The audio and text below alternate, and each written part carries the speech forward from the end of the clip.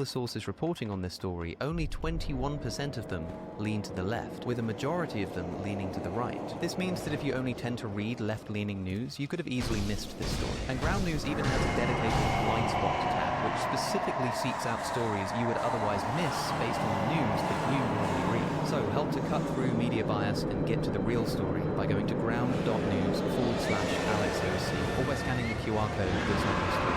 Use my link to get 40% off their unlimited access Advantage plan. And with that said, back to Justin. So to be clear, there are no contexts in which God would permit homosexuality, but some contexts where he'd permit slavery.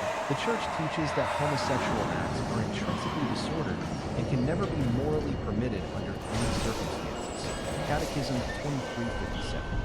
Regarding slavery, the Old Testament laws regulated an existing social reality in a fallen world but did not establish an eternal moral norm. I feel like you're not answering the correct question. Are you saying that homosexuality is intrinsically disordered, morally speaking, but slavery is not?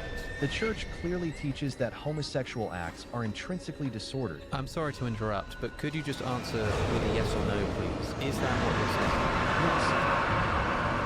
The church teaches that homosexual acts are intrinsically disordered and always morally wrong, while the Old Testament's regulation of slavery was a temporal concession to the fallen world.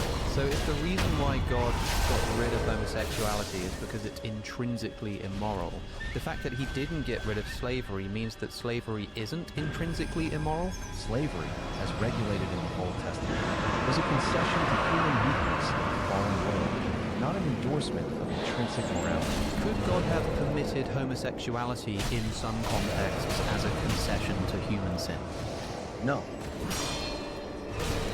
The church teaches that homosexual acts are intrinsically disordered and can never be morally permitted. So given that God can permit slavery in some contexts, doesn't that mean that slavery is not intrinsically immoral? The church teaches that slavery, as regulated in the Old Testament... I'm interrupting again, but I just want a yes or no, please. And if the answer is no, if you disagree with me, I want to know how you're not contradicting yourself. No.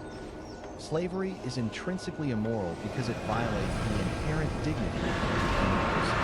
The Old Testament regulations were concessions to human weakness in a fallen world, not endorsements of moral goodness. But you just told me that there's no context in which God could concede to human sin on homosexuality because it's intrinsically immoral. Why does the same not apply to slavery? The key difference lies in the nature of the themselves. Homosexual acts are intrinsically disordered because they contradict the natural law and the purpose of human sexuality.